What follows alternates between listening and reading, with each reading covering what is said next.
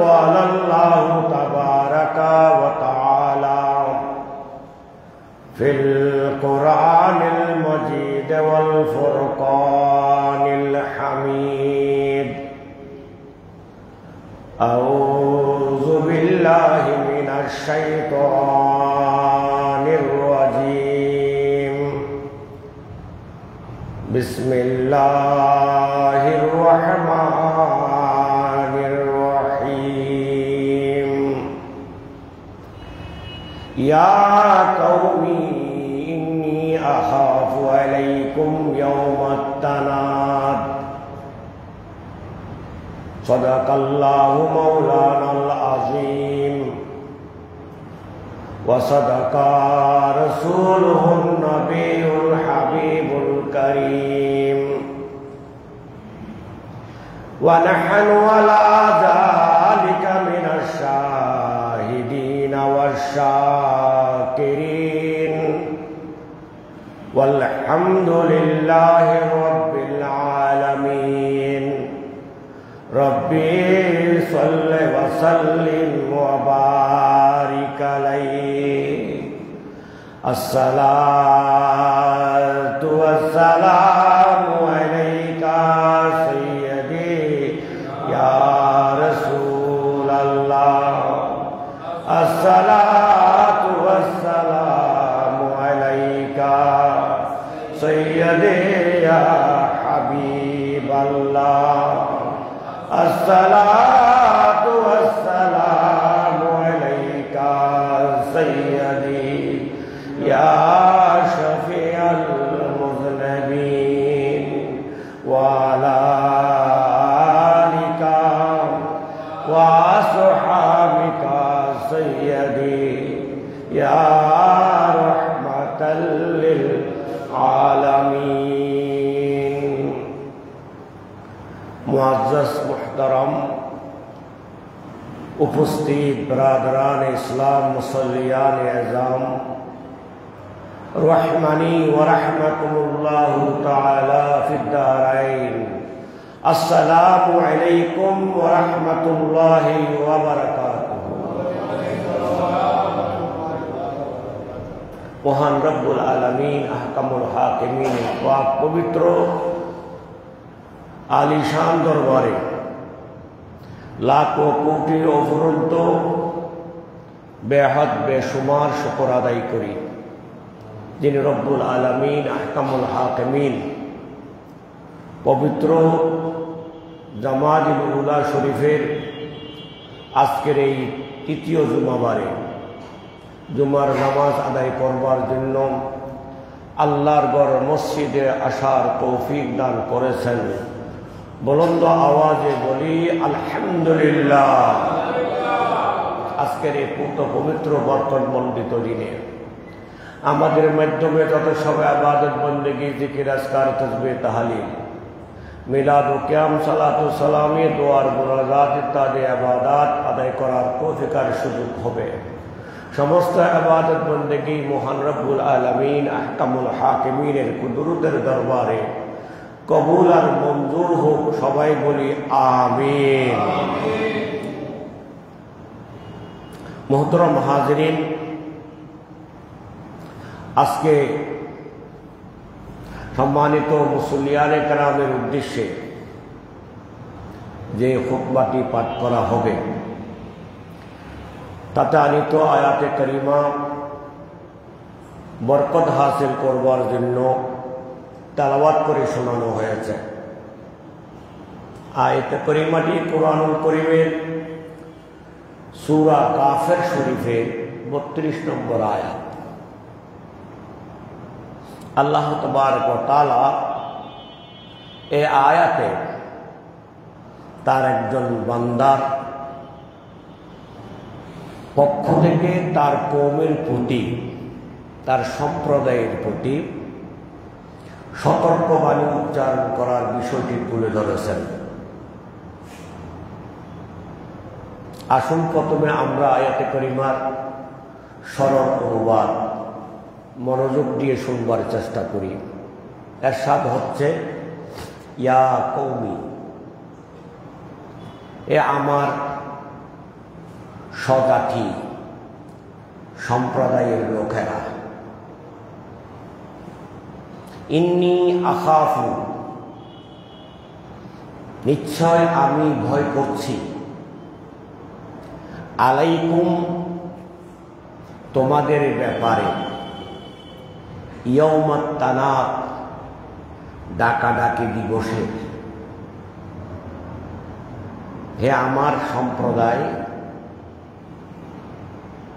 হে আমার বংশের লোকেরা, শুনো, আমি তোমাদের ব্যাপারে ডাকাডাকি দিবসের ভয় করছি। এ হলো আয়াতে কারিমার সংক্ষেপ সরল অনুবাদ। এখন প্রশ্ন আসে,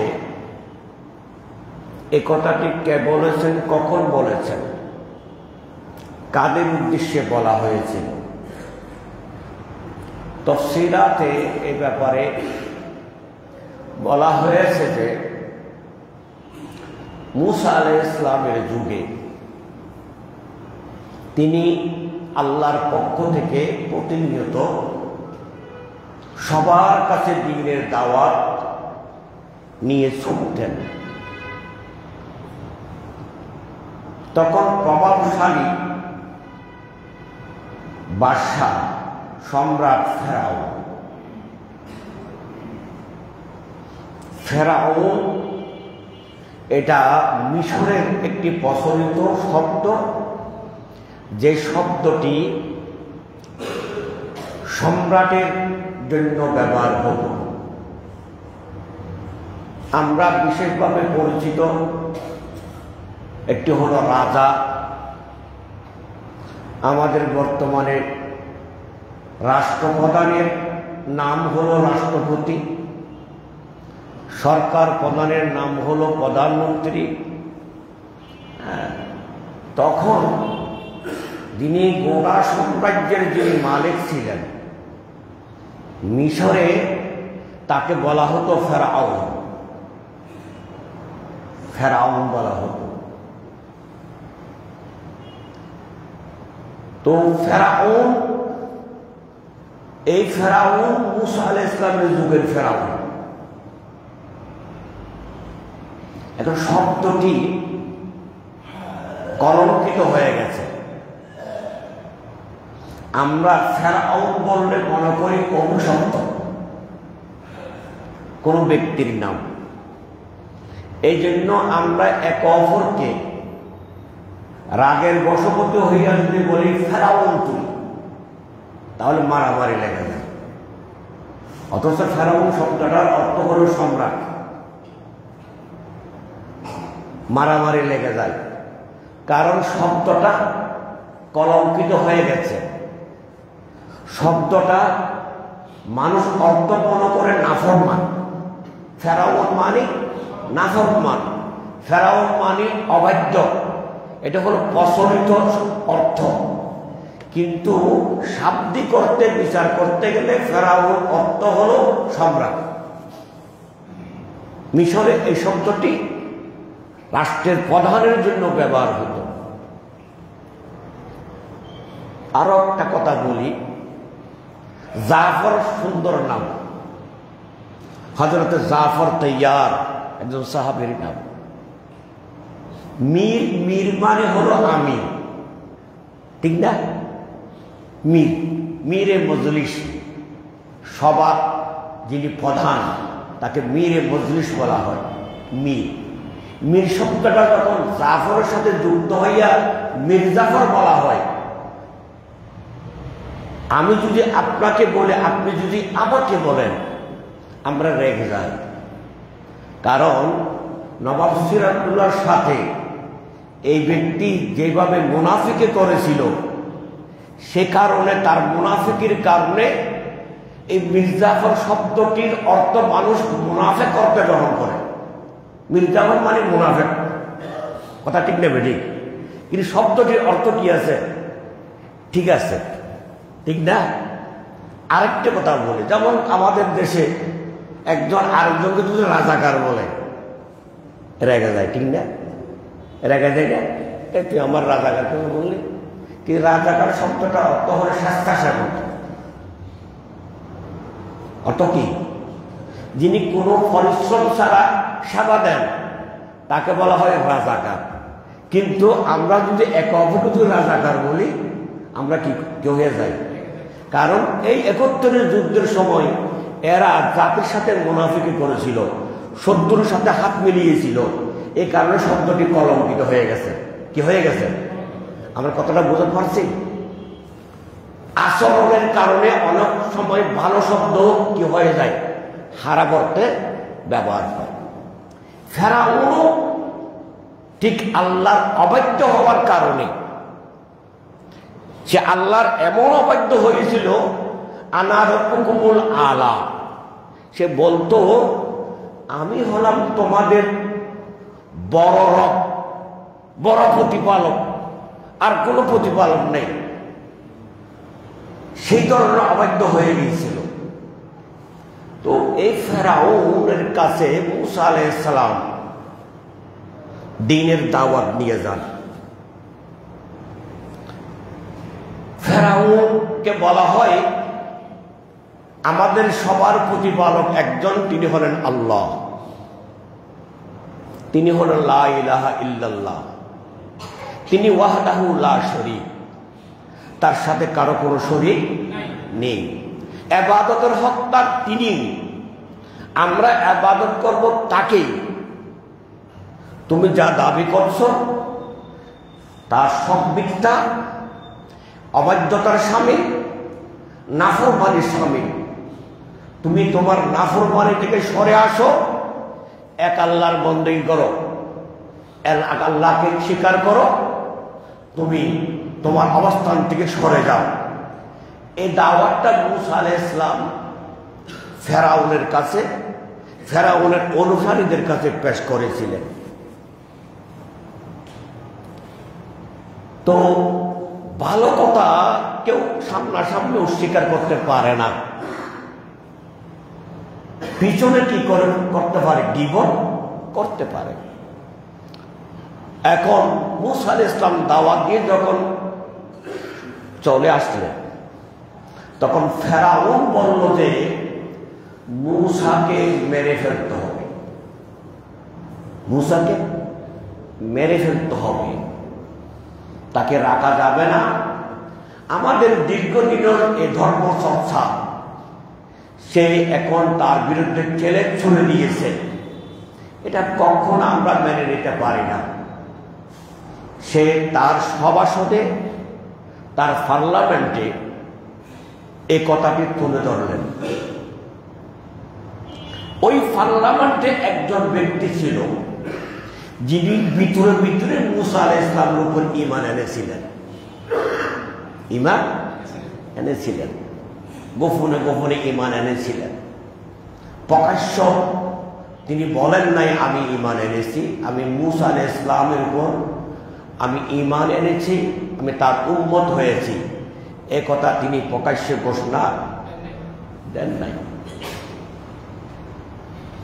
তো তিনি বলে উঠলেন,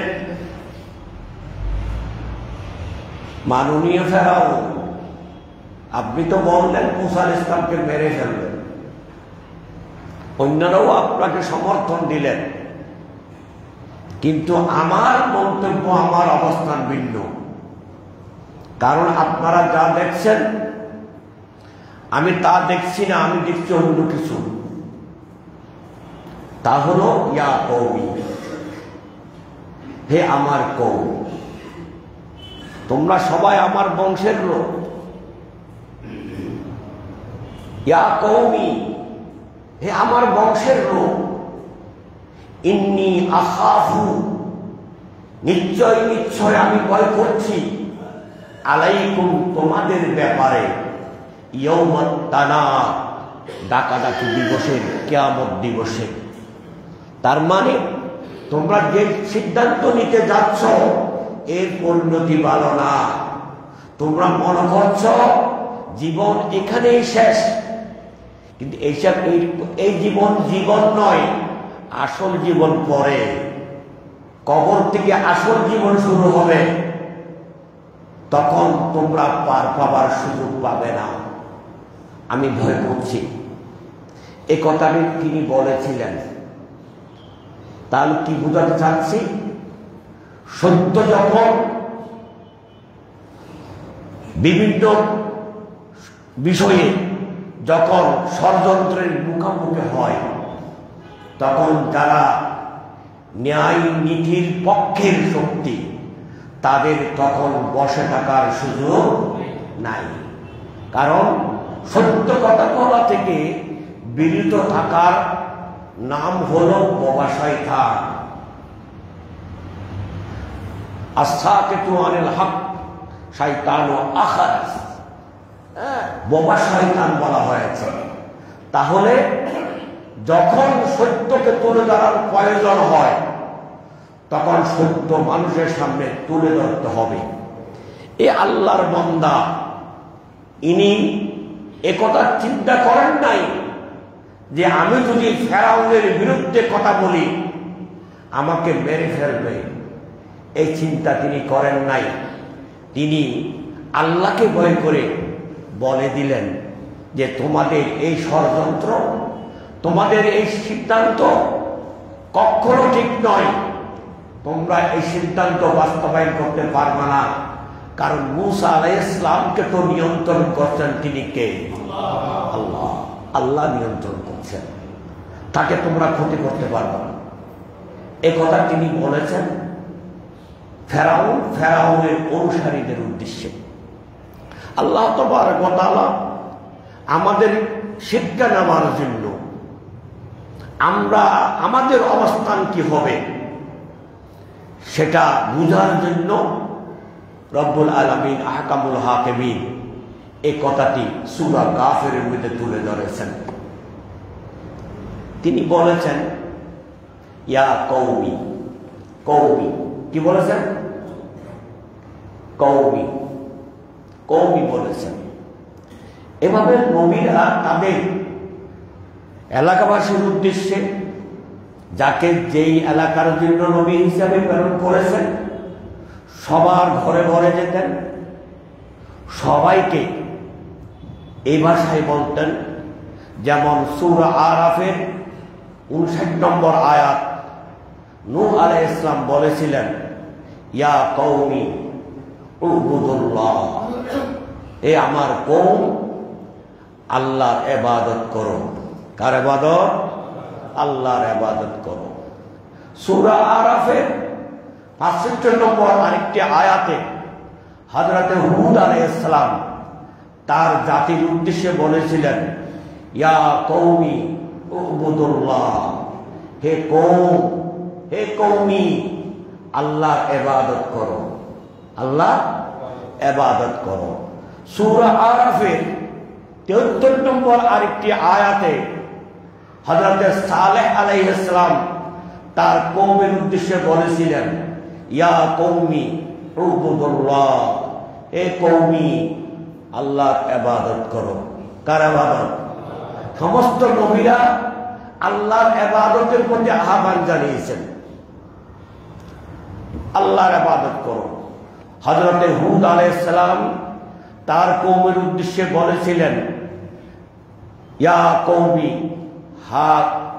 ইয়া কওমি উবুদুল্লাহ, আল্লাহর ইবাদত করো। হযরতে লূত আলাইহিস সালাম বলেছিলেন ইয়া কওমি হাউলাই বানাতি, আর লূত আলাইহিস সালামের কওম সমকামিতা করত। তো তারা তার কন্যাদের চোখ দিল, তখন লূত আলাইহিস সালাম বলেছিলেন, হায় রে আমার কওম, কাদের প্রতি চোখ দিলি? তোদের স্বভাব তো খুবই খারাপ। ইয়া কওমি ইয়া কুম হাউলাই বানাতি, এরা সবাই আমার কন্যা, আমার কন্যা।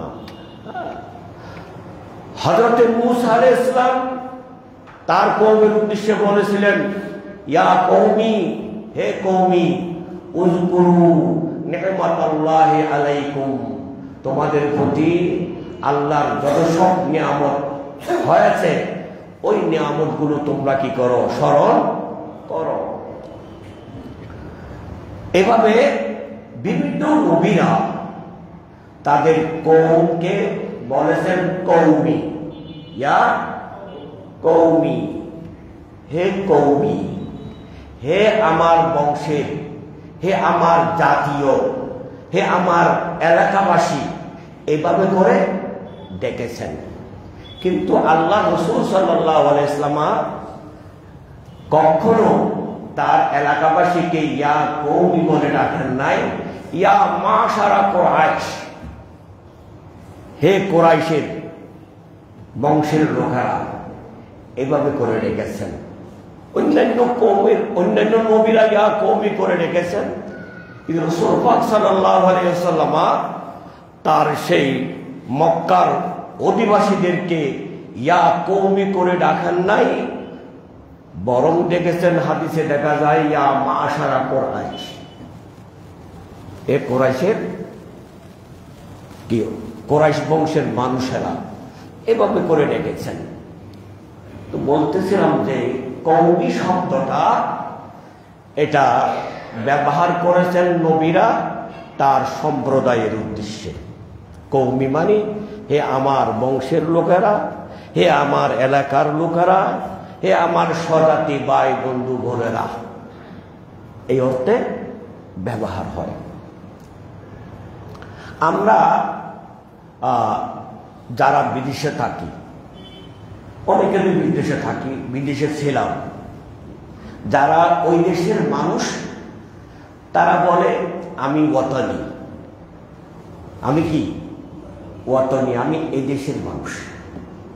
আর যারা ভিন্ন দেশের মানুষ তারা বলতো আমরা খারেজি, আনা খারেজি। যারা বিদেশে ছিলেন তারা বুঝবেন আমরা খারেজি। এবার খারেজি মানে আমরা এই দেশের মানুষ না, আমরা অন্য দেশের মানুষ। খারেজ থেকে খারেজি, খারেজ খুরুজ থেকে বের হওয়া যাওয়া, আলাদা হয়ে যাওয়া, এর অর্থ হলো খুরুজ, এর অর্থ হলো বের হয়ে যাওয়া। খারেজ, খারেজ থেকে খারেজি, খারেজ থেকে খারেজি। আমরা প্রত্যেকে জানি হযরতে মাওলা আলী শের হুদা রাদিয়াল্লাহু তাআলা আনহুর দল ত্যাগ করেছিল একটি বিপদগামী দল। তারা সবাই মাওলা আলীর সাথে ছিলেন, মাওলা আলীর সাথে ছিলেন। সিফফিনের যুদ্ধের সময় একটি দল বিদ্রোহ করল মাওলা আলীর বিরুদ্ধে। বিদ্রোহ করে ওরা বের হয়ে গেল, এদের নাম হয়ে গেল খারেজি। কি হয়ে গেল? খারেজি। হ্যাঁ, খারেজি। খারেজিদের ব্যাপারে আল্লাহর রাসূল অনেক সতর্কবাণী করেছেন, অনেক হাদিস বর্ণিত হয়েছে খারেজিদের ব্যাপারে। সাহাবায়ে কেরামের পক্ষ থেকে খারেজিদের ব্যাপারে অনেক সতর্কবাণী উচ্চারিত হয়েছে, কারণ তারা খুবই বিপদগামী। হ্যাঁ, তারা কথায় কথায় মানুষকে কাফের বলে। তারা মাওলা আলী শের হুদাকে কাফের বলেছিল। তারা অসংখ্য সাহাবায়ে কেরামকে কাফের ঘোষণা দিয়েছিল। তারা নিজেদেরকে হাকিম মুসলমান ভাবত, অন্যদেরকে কাফের মনে করত। এ হলো খারেজিদের স্বভাব।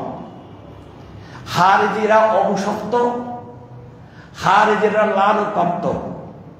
একটি হাদিসে এসেছে যে খারেজিরা হলো জাহান্নামের কুকুর। এই খারেজিরা কিন্তু এ খারেজি শব্দটা খুবই কলঙ্কিত শব্দ। খুবই কি, ইসলামের ইতিহাসে এই শব্দটা খুবই কলঙ্কিত। কিন্তু আমরা যখন ছোটবেলায় ছিলাম, মাদ্রাসায় পড়তাম, তো মাদ্রাসা পড়ুয়া ছেলেদের সাথে অনেকের বন্ধু বান্ধব, অনেকের সুসম্পর্ক ছিল। তো আমার ঘরে কে এসেছে, সেই মাদ্রাসায় পড়ে শুনলাম যে তুমি কোথায় পড়ো? বলে আমি খারেজি মাদ্রাসায় পড়ি। আমি কি, আমি আমি সরকারি মাদ্রাসায় পড়ি। তা আমরা সুন্নিরা বলতাম ওয়াহাবি মাদ্রাসা, আর এরা বলতো খারেজি মাদ্রাসা। কিন্তু খারেজি শব্দটা নিয়ে যখন আলেম ওলামাদের প্রশ্ন উঠল, এটা শব্দটা অভিশপ্ত, তখন দেখা গেল যে আর খারেজি মাদ্রাসা বলে না, এখন বলে কি কওমি মাদ্রাসা। কথা ঠিক না ঠিক? হ্যাঁ, কওমি মাদ্রাসা। কিন্তু কওমি মাদ্রাসা বললেও আসলে তো কওমি বলা হয় যেটুকুলি জাতীয় মাদ্রাসা, ঠিক না? যেটা জাতীয় মাদ্রাসা এগুলো কওমি মাদ্রাসা। তাই হোক, বলুক, যে যেভাবে সন্তুষ্ট তাকে থাকুক, আমার কোনো অসুবিধা নাই। আমার বক্তব্য হলে যে নবীরা, সমস্ত নবীরা তাদের বংশের লোকগুলো যারা অবাধ্য তাদেরকে ডেকেছিলেন ইয়া কওমি। যারা অবাধ্য তাদেরকে বুঝাতে গিয়ে বলেছিলেন ইয়া কওমি উবুদুল্লাহ, হে কওম আল্লাহর ইবাদত করো। কার মানে তারা আল্লাহর ইবাদত করতো না, তাদেরকেই বুঝাবার জন্য বলতো ইয়া কওমি, হে কওমি ইবাদত করো কার? আল্লাহর ইবাদত করো। আল্লাহর ইবাদতের জন্য সমস্ত নবীরা সারা জীবন কাটিয়ে দিয়েছেন, ঠিক না? নূহ আলাইহিস সালাম 950 বছর শুধু উবুদুল্লাহ, আল্লাহর ইবাদত করো, আল্লাহর ইবাদত করো, এই পয়গামটা পৌঁছিয়েছেন। কিন্তু তারা কি করেছে? নূহ আলাইহিস সালামের প্রতি অবিচার করেছে, জাকারিয়া আলাইহিস সালামের অবিচার করেছে, অনেক নবী রাসূলকে হত্যা করেছে। অপরাধ কি? নবীরা শুধু বলেছে আল্লাহর ইবাদত করো। কার ইবাদত? এই হত্যাকাণ্ড এটা শুরু করেছে পৃথিবীতে কাবিল। তাহলে হত্যাকাণ্ড এটা কাবিলি আচরণ। যারা যোগ দিতে পারে না তারা হত্যাকাণ্ড ঘটায়, সন্ত্রাসের পথ বেছে নেয়। কথা ঠিক না বেটি? হ্যাঁ, যুক্তিতে যারা পারে তারা যুক্তি দিয়ে কি করে মোকাবেলা করে। আর নবীদেরকে সত্য কথা বলার জন্য তারা নবীদেরকে কষ্ট দিয়েছে, নবীদেরকে অবিচার করেছে, নবীদেরকে হত্যা করেছে, অসংখ্য অসংখ্য নবীদেরকে নির্যাতন করেছিল এই অবাধ্য জাতিরা। অপরাধ আর কিছুই না। নবীরা শুধু বলেছে ইবাদত করো কার? আল্লাহর ইবাদত করো। তাহলে বুঝাতে চাচ্ছিলাম এই যে সত্য কথা যারা বলে তারা প্রতিনিয়ত বিপদের মুখোমুখি হয়। আপনি যখন সত্য কথা বলবেন তখন আপনার কিছু শত্রু দাঁড়িয়ে যাবে, যাবে না? শত্রু সৃষ্টি হয়ে যাবে। অপরাধটি আপনি আল্লাহ ভেবে ইসলামের জন্য সত্য কথাটি বলেছেন, এটাই হলো আপনার অপরাধ। আপনার বিরুদ্ধে লেগে যাবে অনেক মানুষ। তাই বলে কি আমরা সত্য কথা বলা বন্ধ করে দেব? কখন না, সত্য কথা বলে যাব। কেউ আমাকে পছন্দ করুক আর নাই করুক, আমি তো আল্লাহর পছন্দের জন্য বলছি, রাসূলের সন্তুষ্টির জন্য বলছি। তাই কে রাগ করলো, কে খুশি হলো, এটা বিচার করার কোনো দরকার নেই। আমার সন্তুষ্টি চাইতে হবে কার? আল্লাহ। আমি কথাটা লেওয়ালিহিল্লাহ বলছি কিনা এটাই কি করতে হবে। আপনাকে বিচারে আনতে হবে। আল্লাহ আমাদের সবাইকে এগুলো বুঝার তৌফিক দান করুন। সম্মানিত মুসল্লিয়ানে কারাম, যে কথাটি বলছি, লোকটা বলেছিল যে আমি তোমাদের ব্যাপারে ডাকাডাকি দিবসের ভয় করছি। ডাকাডাকি দিবস মানে কিয়ামত দিবস। কি দিবস? কিয়ামত দিবস। কিয়ামত দিবসের অনেক নাম। কোরআনুল কারীমে 70 জায়গায় কিয়ামতের আলোচনা এসেছে। কয় জায়গায়? 70 জায়গায়, 70টি স্থানে কিয়ামতের আলোচনা এসেছে। তার মধ্যে কিয়ামতের নাম এসেছে 40-এর মতো। 40-এর মতো কিয়ামতের নাম। তার মধ্যে একটি নাম হলো ইয়াউমুত তানা, ডাকাডাকি দিবস। ইয়াউমুল হিসাব, হিসাবের দিবস। ইয়াউমুদ্দিন, মালিকে ইয়াউমুদ আছে না, ইয়াউমুদ্দিন। হ্যাঁ, ইয়াউমুল জাযা। এভাবে বিভিন্ন নামে কিয়ামতের নাম কোরআনুল কারীমে উচ্চারিত হয়েছে। ঠিক একটি নাম হলো ইয়াউমুত তানা, ডাকাডাকি দিবস। ডাকাডাকি দিবস কেন? কিয়ামত দিবসকে ডাকাডাকি দিবস কেন বলা হয়? তার পিছনে কারণ আছে।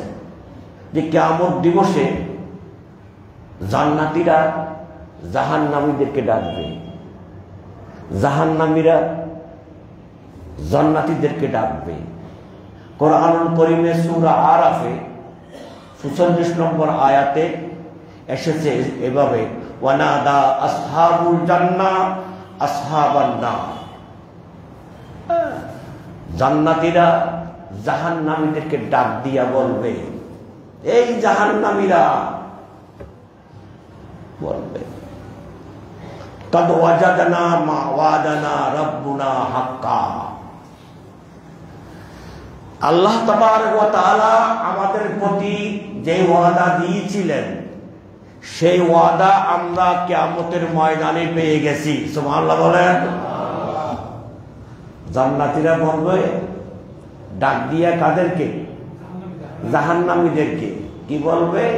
এই জাহান্নামীরা, আল্লাহ আমাদের প্রতি যে ওয়াদা দিয়েছিলেন, সেই ওয়াদা আমরা এখানে যথাযথভাবে পেয়ে গেছি, যথাযথভাবে পেয়ে গেছি। ফাহাল ওয়াজাদতুম মা ওয়াদা রাব্বুকুম। তোমাদের প্রতি আল্লাহ যে ওয়াদা দিয়েছিলেন তা কি তোমরা পেয়েছ? ক্বালু নাম, হ্যাঁ পেয়েছি। জাহান্নামীরা বলবে কি? পেয়েছি। জান্নাতীদের প্রতি, যারা জান্নাতী, তাদের প্রতি আল্লাহর ওয়াদা ছিল এই, আমি তোমাদেরকে জান্নাত দেব, আমরা জান্নাত। জাহান্নামীদের প্রতি আল্লাহর ওয়াদা ছিল, তোমাদেরকে জাহান্নামে পুরাবো। যে কথা আল্লাহ তোমাদেরকে বলেছিল সে কথা কি তোমরা পেয়েছ? জাহান্নামীরা বলতে, আমরা এখন কোথায়? আমরা এখন জাহান্নামে। আমরা এখন কোথায়? যা বলেছেন তা হয়েছে, যথাযথ পেয়ে গেছি। ফাআযানা মুআজ্জিনুন, ফাআযানা মুআজ্জিনুন। তখন একজন ব্যক্তি, একজন মুআজ্জিন আযান দেবে। একজন ডাক দেনেওয়ালা ডাক দিয়ে বলবে, আল্লাহতুল্লাহি আলা যালিমিন, জালিমদের প্রতি আল্লাহর লানত বর্ষিত। জালিম মানে কাফের। জালিম মানে কি? কাফের। কাফেরদের প্রতি আল্লাহর লানত বর্ষিত। কোরআনুল কারীমের এই কথাটি আমরা বুঝে নিলাম যে কিয়ামতের দিবসকে কেন ডাকাডাকি দিবস বলা হয়। বুঝলাম না? তার মানে জান্নাতীরা জাহান্নামীদেরকে ডাক দিয়ে বলবে যে আমরা তো পেয়েছি, তোমরা কি পেয়েছ? বলে না। মেজবানে গেলে বলে না, আমরা তো খেয়েছি, তোমরা কি খেয়েছ? হ্যাঁ। বোর্ড অফিসে গেলে আমরা তো পেয়েছি, তোমরা পেয়েছ? বলে না। ওখানে জান্নাতীরা বলবে, আমরা তো পেয়েছি, তোমরা কি পেয়েছ? তো জান্নাতীরা বলে আমরা পেয়েছি, জান্নাত পেয়ে গেছি। তোমরা পেয়েছো, তো তোমরা কি পাবা? আল্লাহ তো বলেছেন তোমাদেরকে কোথায় দেবে? জাহান্নামে দেবে। ওরা বলে হ্যাঁ আমরাও পেয়েছি, আমরাও পেয়েছি। তো মুহতারাম হাজিরিন, এই কারণে এই দিবসটি কি দিবস বলা হয়? ডাকাডাকি দিবস। তাছাড়া সুনানে তিরমিজিতে একটি হাদিস শরীফ এসেছে, সহিহ মুসলিমেও এই হাদিসটা আছে, হাদিস নম্বর 2860। এখানে আল্লাহ রসুল বলছেন, ইয়াতি আলান নাস, মানুষের উপর এমন একটি সন্ধিক্ষণ, এমন একটি কাল অতিক্রম হবে, কি কাল? ইয়াফিরুল মারউ মিন আখিহি, মানুষ তার ভাইকে ফেলে দৌড়াবে, উম্মিহি, মাকে ফেলে দৌড়াবে, ওয়া আবিহি, বাবাকে ফেলে দৌড়াবে, ওয়া সাহিবাতি, তার বন্ধু বান্ধব স্ত্রী সবাইকে ফেলে দৌড়াবে, ওয়া বানিহি, সন্তান সন্ততিকে ফেলে দৌড়াবে। লিকুল্লি ইমরিইন মিনহুম ইয়াউমাইযিন শাআন ইউগনিহি, সবাই দৌড়াবে। বাবা ছেলেকে ডাক দিয়া বলবে, ছেলে রে যাস কই? তোর না সারা জীবন মাথার গাম পাতালে ফেলে খাওয়াইছি, যাস কই? ছেলে বলে কথা শোনার সময় নাই। বাবা ছেলেকে ফেলে দৌড়াবে, স্বামী স্ত্রীকে ফেলে দৌড়াবে, স্ত্রী স্বামীকে ফেলে দৌড়াবে, কেউ কারো নয়। ইয়া নফসি, তাহলে ডাক দেবে, বাবা ছেলেকে ডাক দেবে, এই ছেলে দাঁড়া দাঁড়া। ছেলে বাবাকে বলবেন, বাবা দাঁড়ান দাঁড়ান, আমারে বাঁচান বাঁচান। এই যে ডাকাডাকি, ডাকাডাকি করবে, সেই ডাকাডাকি শোনার মতো মানুষ থাকবে না। তাহলে বোঝা গেল যে বাবারা, আজকে যে সমস্ত বাবারা সন্তানদেরকে সুখে রাখবার জন্য ঘুষ খাচ্ছেন, সুদ খাচ্ছেন, চুরি করছেন, ডাকাতি করছেন, ছিনতাই করছেন, রাহাজানি করছেন, লুটপাট করছেন, সন্ত্রাস করছেন, যাদের জন্য আপনি করছেন তাদেরকে একবার জিজ্ঞাসা করবেন যে হে আমার সন্তান, হে আমার বিবি বাচ্চারা, আমি তো মরে যাব একদিন। সে মরে যাওয়ার পর আল্লাহ তাবারক ওয়া তাআলা যখন আমাকে জাহান্নামে নিক্ষেপ করতে যাবেন, তখন কি তোমরা আমার পাশে এসে দাঁড়াবে? আমার গুনার কিছু অংশ তুমি কি নেবে? আপনি স্বামী স্ত্রীকে ঘরে গিয়ে বলবেন, স্ত্রী তোমাকে সুখ রাখবার জন্য আমি কিছু চিন্তা করি না, টাকা যেদিকে পাই সেদিক থেকে নেই, হালাল হারাম চিন্তা করি না। বিবিরে, কালকে কিয়ামতের ময়দানে যখন ধরাশায়ী হব, তখন আমার গুনার কিছু বোঝা তুমি কি নেবে? একবার জিজ্ঞেস করিয়েন তো। সবাইকে আমরা স্ত্রীকে ভালোবাসি, জিজ্ঞেস করিয়েন। স্ত্রী বলবে যে না, আমি তোমার গুনার কোনো বোঝা নিতে পারি না। তো পারি না, তো তোমার জন্য আমি এত কিছু করছি, তুমি আমাকে বিয়ে করছো, আমাকে চালাবার দায়িত্ব তোমার, আমি কেন তোমার গুনার বোঝা মাথায় নেব? সন্তানও বলবে না, স্ত্রী বলবে না, বাবাও বলবে না, মাও বলবে না। তারপর আমরা কেন করি? হে যুবক, আপনি আপনার যৌবনতাকে যেই পথে ব্যবহার করছেন, আপনি কি চিন্তা করছেন আপনার যৌবনতা চিরস্থায়ী? হে তরুণ, আপনার তারুণ্যতা এটা কি চিরস্থায়ী? এই তারুণ্যতা ব্যাপারে আল্লাহ যদি আপনাকে প্রশ্ন করেন, হে তরুণ, তোমাকে আমি তারুণ্যতা দিয়েছিলাম, সেই শক্তিকে কোন কাজে ব্যবহার করেছ? এই প্রশ্ন যদি কাল কিয়ামতের ময়দানে আল্লাহ করে বসে, সে প্রশ্নের জবাব কি আমরা দিতে পারি? আপনারা পারবেননি, আমি পারবো না, আমি পারবো না। আপনারা কিভাবে পারবেন? কেউ পারবে না। তাহলে কিসের বড়াই? তারুণ্যতার কিসের বড়াই, যৌবনতার কিসের বড়াই, অর্থবিত্তের কিসের বড়াই, কিছু তো বড়াই করার নয়। আল্লাহ তাবারক ওয়া তাআলা কুন বললে তো ফায়াকুন হয়ে যায়। এখন আপনি কোটিপতি, আল্লাহ যদি বলে কুন, সম্পদ চলে যা, কথা শুনবে কার?